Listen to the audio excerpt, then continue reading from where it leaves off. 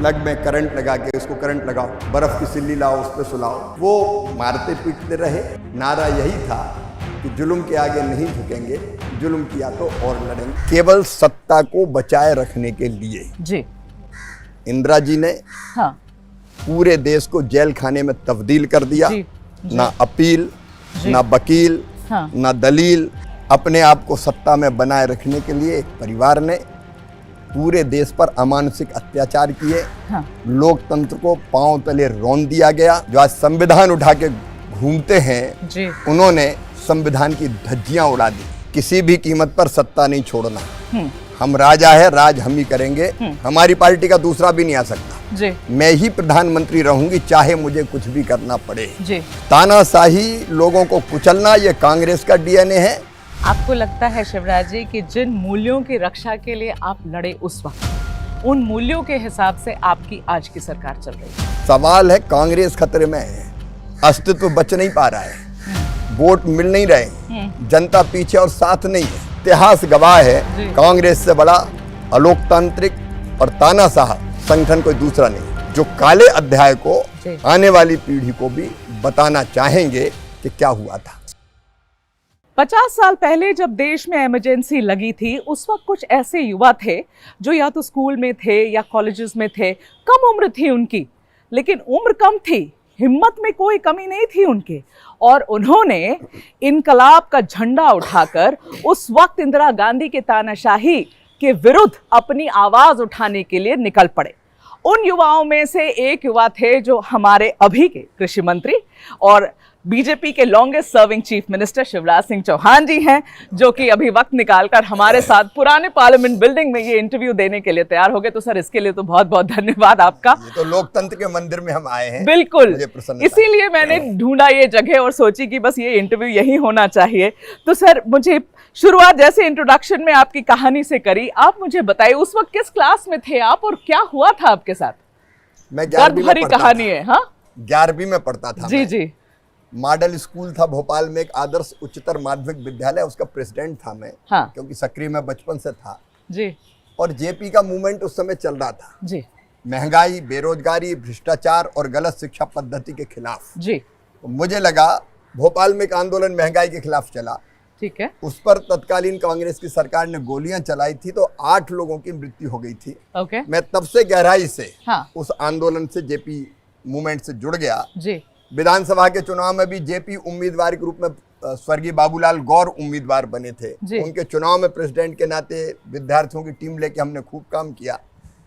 और उसके बाद आप जानते हैं, इलाहाबाद हाई कोर्ट के फैसले के बाद जब इंदिरा जी के चुनाव को अवैध घोषित कर दिया गया था और 6 साल तक कोई चुनाव न लड़ने पर प्रतिबंध लगा दिया गया था जी। उसके बाद लगी इमरजेंसी। इमरजेंसी के खिलाफ संघ की प्रेरणा से सत्याग्रह और आंदोलन शुरू हुए। मैं भी उन आंदोलनों में भाग लेता था, विशेषकर हम साइकिल स्टाइल पर्चे, आपातकाल के खिलाफ पर्चे, साइकिल स्टाइल पर्चे होते थे, प्रिंटिंग प्रेस में तो छपते नहीं थे उस समय, वो घरों में हम डालते थे या कहीं फेंकते थे ताकि लोगों को हम जगा सके। मैं उस समय जेलों में जो लोग थे उनके घर भी मिलने जाता था। और फिर जेल में, जेलर बेगमगंज जेल के भोपाल के पास है, बड़े सज्जन थे, वो जेल में अंदर ही प्रवेश करा देते थे बैरिक में। तो सबसे मिलके आता था।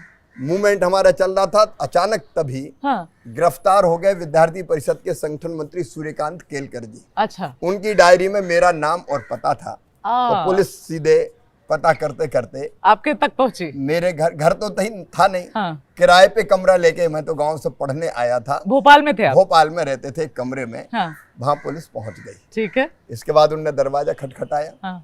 जैसे ही मैंने दरवाजा खोला, मैं दुबला पतला और भी ज्यादा था, पजामा और शर्ट पहने हुए था, केवल पढ़ाई की तैयारी कर रहा था, क्योंकि 9 अप्रैल से मेरी परीक्षा थी और ये 7 अप्रैल को इन्होंने दरवाजा खटखटाया था। अच्छा, बोर्ड एग्जाम होते थे उस समय, 11th के बाद सीधे कॉलेज में जाते थे, 10+2 की व्यवस्था नहीं थी। अच्छा। तो जैसे ही मैंने दरवाजा खोला, पुलिस सामने खड़ी थी, सब इंस्पेक्टर, हेड कांस्टेबल, नीचे भी सिपाही थे। और मुझसे सीधे पूछा, तू ही शिवराज सिंह चौहान है क्या? मैंने कहा हाँ, मैं ही हूँ। मुझे इतनी भद्दी गाली दी, वो दे नहीं सकता। बोले, तू इंदिरा गांधी के खिलाफ आंदोलन चलाएगा? अच्छा। निकल। तो मैंने कहा कि भाई मेरी परीक्षा है, परसों से मेरा पेपर है, मेरी बात तो सुने। उन्होंने कहा कोई बात नहीं सुनी जाएगी। पहले तो थप्पड़ मारे उन्होंने, अंदर घुसे, तलाशी ली तो मेरे यहाँ से सारा मटेरियल मिल गया जो आप पर्चा बांटते थे। आपातकाल हटाओ और इंदिरा तेरी तानाशाही नहीं चलेगी, गूंजे धरती और आकाश, देश का नेता जयप्रकाश, सारे मिल गए। तो वहां से पीटते हुए पहली मंजिल पे मेरा कमरा था, लगभग घसीटते हुए नीचे ले गए। और वहां से फिर मुझे ले गए हबीबगंज थाना, एक थाना था हबीबगंज भोपाल जिसका नाम आपने बदला हाल फिलहाल। अब तो कमलापति हो गया है ना। उस थाने में फिर मुझे पूछा कि बताइए पर्चे कहाँ से मिलते थे तुझे? तो मुझे देते थे कि नाथूराम सोनी, जिनकी बेचारों की फट्टे की, मतलब लकड़ी के जो फट्टे रहते हैं उसकी होटल थी चाय की। मैंने सोचा कि अगर नाथूराम जी का नाम मैंने ले दिया तो बेचारे वो मारे जाएंगे। तो मैंने कहा भाई देखो, मैं बताऊंगा तो नहीं कि कहाँ से मिलते थे, ये बात सही है कि पर्चे मिले, पर्चे हमने बांटे। ठीक है। उन्होंने पहले दोनों हाथों की कोहनियों में डंडे मारे, फिर दोनों पैरों के घुटनों में डंडे मारे और कहा कि बता नहीं तो तोड़ देंगे तेरे घुटने और तेरे। और बोले तू क्या इंदिरा गांधी के खिलाफ आंदोलन चलाएगा? ऐसे कई लोग हमने देखे। मैंने कहा कि देखो इतना अन्याय मत, क्योंकि प्रेसिडेंट था मैं, इतना अन्याय मत। उम्र 17 ही साल की थी उस वक्त आपकी? 16 साल की थी। मैं 16 साल की उम्र थी मेरी। तो मैंने कहा दिन बदलते हैं, ऐसा मत करो। तो उनका थूक देंगे कभी तुम्हारी सरकार आई, ये कभी नहीं होने वाला। और फिर ये किया नहीं, लेकिन उन्होंने प्लग में करंट लगा के इसको करंट लगाओ तब ये बताएगा, धमकाया। हाँ, मैंने कहा जो करना है करो। बर्फ की सिल्ली लाओ, उस पर सुलाओ। अच्छा। वो मारते पीटते रहे। बाद में फिर एक इंस्पेक्टर आया, उसने कहा यार बहुत हो गया, बच्चा है, इतना मत करो। तो रात में फिर मारपीट बंद हुई। सवेरे फिर पोहा चाय सब लेके आए कि अब बता दो। तो मैंने कहा मैं बताऊंगा तो कुछ नहीं। उसके बाद फिर मुझे हथकड़ी लगाई गई, जीप में बिठाया और एक मजिस्ट्रेट थे कोई पटेल, उनके घर ले गए। और वहां से कहा पता नहीं क्या किया क्या नहीं किया। एक कोई तोताराम करके एक आदमी बुलाया, उसने कोई गवाही दी मेरे खिलाफ, क्या दी ना मैं उसे जानता था ना वो मुझे जानता था। और वहां से मुझे कहा कि जेल ले जाओ। वहां तो मुझे ले गए जीप में। और बाद में फिर 2 सिपाहियों को हाथ में हथकड़ी लगी थी और दे दिया कि इसको ले जाओ। तो सिपाही मुझे बस से ले जाने के लिए पैदल ले जा रहे थे। टांगे में बच्चे आ रहे थे कुछ स्कूल के, मेरे कपड़े भी थोड़े गंदे से हो, रात भर हवालात में रहा। तो मैंने जैसे बच्चों ने मुझे देखा तो वो समझे कि चोर है ये। तो वो कहने लगे देखो देखो शायद चोर जा रहा है। तो मन में बड़ी वेदना हुई। तो फिर मैंने नारे लगाना शुरू किए। नारा यही था कि जुल्म के आगे नहीं झुकेंगे, जुल्म किया तो और लड़ेंगे। हम लोग पहले लगाते रहे हैं, इस आंदोलन के दौरान भी बीच में लगाते थे कई बार। वो नारा जब लगाना शुरू किया तो पुलिस वालों ने डपटा, चुप रहे। मैंने कहा अब तो जेल ही ले जा रहे हो, चुप रह के क्या करोगे। तो फिर उन्होंने मुझे पहले बस में बिठाया, मैंने बस में भी नारे लगाए। तो लोग कहने लगे देखो कितना अन्याय हो रहा है। डरते थे लेकिन फिर भी कह रहे थे इतने छोटे बच्चे को जेल भेज रहे हैं, मार रहे हैं। फिर उठा के उन्होंने मुझे ऑटो में बिठाया और सीधे सेंट्रल जेल भोपाल ले गए। जेल के बाहर मैं नारे लगा रहा था, जुल्म के आगे नहीं झुकेंगे। तो जेल के अंदर बैरिक नंबर 6 से अंदर से नारे लगने लगे, क्योंकि मीसाबंदी पहले थे। मैं अप्रैल 76 में जेल गया। अच्छा, 75 में नहीं गया। आप 76 में। बाद में अंदर से नारे लगने लगे। अंदर ले गए तो हमारे तिल विल सब गिने किधर क्या है पूरे शरीर में, और देख के बैरिक में भेज दिया। तो कितने समय थे जेल में आप? मैं जेल के अंतिम 9.5 महीने 9.5 महीने आपने जेल में काटे? उस समय परीक्षा में नहीं दे पाया भोपाल सेंट्रल जेल में। और बोर्ड की परीक्षा नहीं दे सके? बोर्ड की परीक्षा नहीं दे पाया मैं। बाद में जेल से निकलने के बाद फिर जनता पार्टी के लिए चुनाव में काम, वो एक कहानी है पूरी जिस ढंग से हमने किया। लेकिन जेल में भी अमानुषिक अन्याय हुए। हसमत वारसी करके हमारे नेता थे भारतीय जनसंघ के, वो बीमार रहने लगे। हमने कई बार कहा कि हसमत जी बीमार है, इनको बाहर इलाज के लिए ले जाओ। नहीं ले गए। एक दिन उनके पेट में काफी दर्द हुआ, उनको उल्टियां होने लगी। जब हालत काफी खराब हुई तब हम लोगों ने कहा कि अब हम बैठेंगे धरने पे, खाना वाना नहीं खाएंगे आप ये। तब बड़ी मुश्किल से उनको जेल ले गया और जेल से अस्पताल, हमीदिया अस्पताल ले गया। उनकी मृत्यु हो गई रास्ते में। मेरी दादी माँ बुजुर्ग थी, लेकिन मैं जैसे ही जेल गया वो बीमार हो गई। वो कल्पना नहीं करती थी कोई राजनीतिक कैदी भी होते हैं। उसको लगा पता नहीं क्या हुआ, बेटा जेल चला गया। दादी माँ मतलब पिताजी की माँ। और बाद में उनकी भी मृत्यु हो गई। तो उनके अंतिम दर्शन भी नहीं कर पाए हम लोग। अच्छा, तो आप जेल ही में थे उस वक्त, आप उन्हें नहीं देख सके? नहीं, जेलों में ही थे।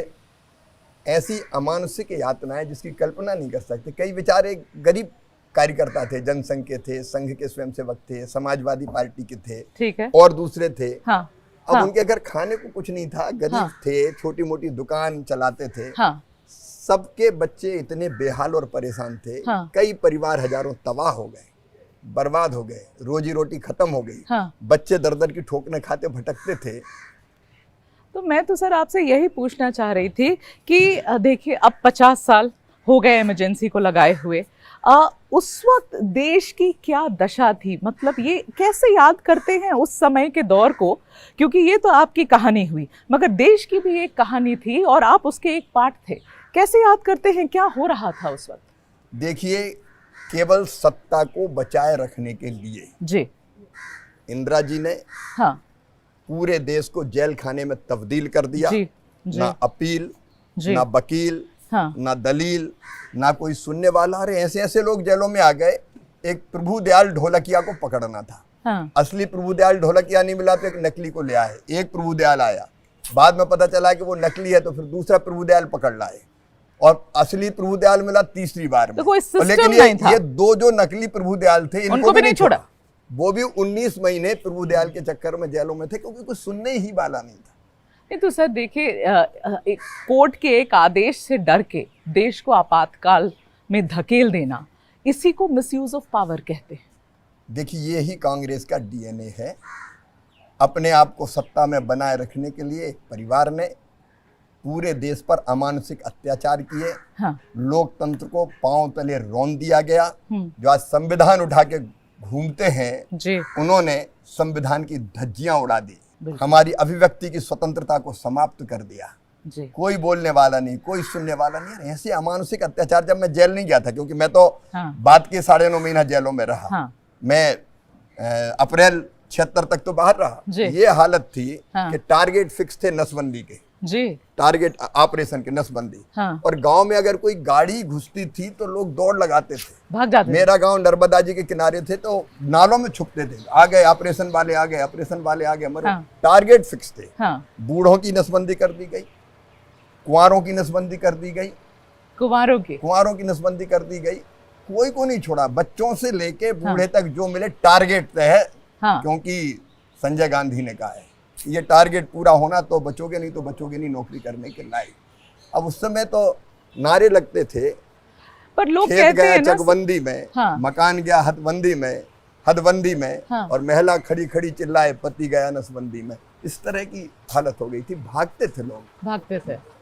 तो सर मुझे एक बात बताइए, लोगों का ये भी कहना था कि भाई आपको इंदिरा गांधी की स्थिति भी समझनी चाहिए, ऐसी कोई परिस्थिति बनी होगी कि उनके पास इसके अलावा कोई ऑप्शन नहीं था। क्या आपको लगता है कि सोची समझी साजिश थी ये कि वो सत्ता में किसी भी तरीके से बनी रही, या आपको लगता है कि परिस्थितियां ऐसी थी कि उनके पास कोई ऑप्शन नहीं था? आपको क्या लगता है? देखिए, किसी भी कीमत पर सत्ता नहीं छोड़ना। हम राजा है, राज हम ही करेंगे, हमारी पार्टी का दूसरा भी नहीं आ सकता जी। मैं ही प्रधानमंत्री रहूंगी, चाहे मुझे कुछ भी करना पड़े जी। संविधान को कुचलना पड़े, लोकतंत्र की धज्जियां उड़ाना पड़े, पूरे देश को जेल खाना बनाना पड़े। हाँ, वही उद्देश्य था और कोई उद्देश्य नहीं था। कोई उद्देश्य नहीं था। नहीं तो सत्ता छोड़ने में क्या दिक्कत थी, तुम्हारी पार्टी के दूसरा प्रधानमंत्री बन जाता। लेकिन नहीं, एक ही परिवार रहेगा, मैं ही रहूंगी, और इसलिए मेरे खिलाफ जो भी है उनको कुचल दूंगी। उसलिए कांग्रेस के कई लोगों ने विरोध किया। चंद्रशेखर जी बाहर आए, मोहन धारिया बाहर आए, कृष्णकांत बाहर आए। इनकी भी क्या हालत की। और इसलिए अपनी सत्ता एन कैन प्रकार रैन बनाए रखने के लिए हम जो भी करेंगे। देखो, यही कांग्रेस आज बात करती है 356 धारा 356 का 356 कितनी बार प्रयोग किया, 50 से ज्यादा बार ने सरकारें गिराने का पाप किया है, क्योंकि केवल हम ही रहेंगे, तो सर वो तो अब इसी पार्लियामेंट में, ये नए पार्लियामेंट में तो आप रोज नारे सुनते ही हैं जब सेशन चलता है कि आप ही लोग अब तानाशाही अब आपकी है और तानाशाही नहीं चलेगी। राहुल गांधी कितनी बार खड़े होकर यहाँ पर कहते हैं। तो मैं अब आपसे पूछती हूँ, जैसे आप कह रहे हैं ना कि संविधान की लाल कॉपी लेके घूमते रहते हैं, वो तो यही कहते हैं। आप कह रहे हैं सर कि संविधान की धज्जियां उड़ा दी उन लोगों ने, तो आज की स्थिति में वो आपके ऊपर लगा रहे हैं आरोप। मैडम, वो लोग आरोप लगा रहे हैं, तुर्कमान गेट पे कितने लोग मारे गए थे, केवल हटाएंगे एक सनक सवार थी, कितने लोग जेलों में मारे गए, करंट लगाया गया, बर्फ की सिल्लियों पे सुलाया गया, परिवार के परिवार तबाह हो गए। वो लोग ये सवाल उठा रहे हैं। तानाशाही, लोगों को कुचलना, ये कांग्रेस का डीएनए है। और भारतीय जनता पार्टी के डीएनए में लोकतंत्र भारतीय जनता पार्टी की जड़ों में है, माटी में है। और इसलिए आप देखेंगे कि आज भी भारतीय जनता पार्टी की सरकार मोदी जी के नेतृत्व में है। हाँ। मैं कैबिनेट में गवाह हूँ। ये प्रधानमंत्री श्रीमान नरेंद्र मोदी जी है, ऐसी खुल के चर्चा होती है हर एक विषय पर। हाँ। देश में उन्होंने नीति आयोग का गठन काय के लिए किया कि केंद्र केवल प्रधानमंत्री और केंद्रीय मंत्री नहीं, मुख्यमंत्री चाहे किसी भी राज्य की सरकार हो, मिले बैठे और विचार करें। एक टीम इंडिया बनाने का काम किया। लोकतंत्र भारतीय जनता पार्टी की जड़ों में है और प्रधानमंत्री जी के स्वभाव में है। आपको लगता है शिवराज जी कि जिन मूल्यों की रक्षा के लिए आप लड़े उस वक्त, उन मूल्यों के हिसाब से आपकी आज की सरकार चल रही है? सर्वथा लोकतंत्र भी सुरक्षित है और भारत में तो गणतंत्र आज नहीं, तो ये तो कह रहे लोकतंत्र खतरे हजारों में है। साल पर ये खतरे में है। सवाल है कांग्रेस खतरे में है, अस्तित्व बच नहीं पा रहा है, वोट मिल नहीं रहे, जनता पीछे और साथ नहीं है, हरकतें ऊटपटांग कर रहे हैं और इसलिए खतरे में खुद हैं। इसलिए लोकतंत्र खतरे में है की बात करते हैं। लेकिन इतिहास गवाह है, कांग्रेस से बड़ा अलोकतांत्रिक और तानाशाह संगठन कोई दूसरा नहीं। आपको सिर्फ फाइनली मैं ये पूछना चाहती हूँ, देखिए इमरजेंसी की कहानियाँ जैसे आप बता रहे हैं, जैसे मोदी जी की कहानी है, हमें एक्चुअली आज रिसर्च करना पड़ता है ढूंढने के लिए कि आपकी क्या कहानी थी, उनकी क्या कहानी थी, या बाकी लोग जो लड़े उस वक्त उनकी क्या कहानियाँ थी। आपको लगता है कि स्कूल में, स्कूल कॉलेजेस स्पेशली स्कूलों में ये चैप्टर्स अलग से होना चाहिए, कोई समझाना चाहिए, बच्चों को पढ़ाना चाहिए कि उस वक्त क्या हुआ था, किस तरीके की सिचुएशन हमारे देश में बनी थी, जो लोग लड़े थे, क्या यातनाएं उनके ऊपर की गई थी और उस वक्त की सरकार इंदिरा गांधी ने क्यों ये किया। ये सारी चीज़ें देखिए हमारे टेक्स्ट बुक में जब मैं स्कूल में थी तो नहीं थी, अभी भी के भी करिकुलम में नहीं है। आप लोग को लगता है ये बदलना चाहिए? मैं सबसे पहले तो भारतीय जनता को प्रणाम करता हूँ जी। आप कल्पना कीजिए अगर इंदिरा जी चुनाव जीत जाती 77 में तो होता क्या जी। कई लोगों की तो कब्रें या समाधि जेल में बनती। जी जी। लेकिन भारत की जनता को प्रणाम। जब हम लोग जेलों से निकले तो बड़े डर का माहौल था, सभा में भी दूर दूर खड़े रहते थे, पास नहीं आते थे। शुरू में मैं भी छोटा था, हाँ। लेकिन हम निकल पड़े थे साइकिलों पे, गांव गांव जाते थे, सभा करते थे। तो पहले लोग दूर दूर से सुनते थे, हाँ। फिर लोग पास आने लगे, फिर लोग हमको पैसे देने लगे, 5 रुपया 10 रुपया। तो हमने जीप ली, माइक बांधे, उससे प्रचार करने लगे और बाद में तो फिर जनता चुनाव लड़ने लगी। ये भारत की जनता को प्रणाम, नहीं तो लोकतंत्र को दफन कर देते ये लोग।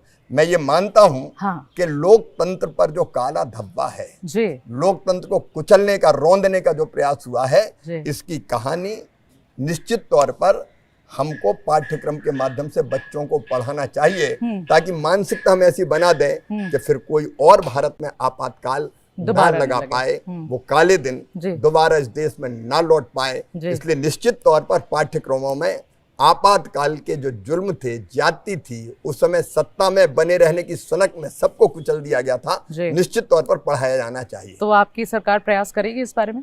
निश्चित तौर पर हम लोग जो काले अध्याय को आने वाली पीढ़ी को भी बताना चाहेंगे कि क्या हुआ था, ठीक है, ताकि फिर कभी आपातकाल ना लगे। जी बिल्कुल बिल्कुल सर, यहाँ आने के लिए, हमसे बातचीत करने के लिए आपका बहुत बहुत धन्यवाद। आपको भी बहुत बहुत धन्यवाद।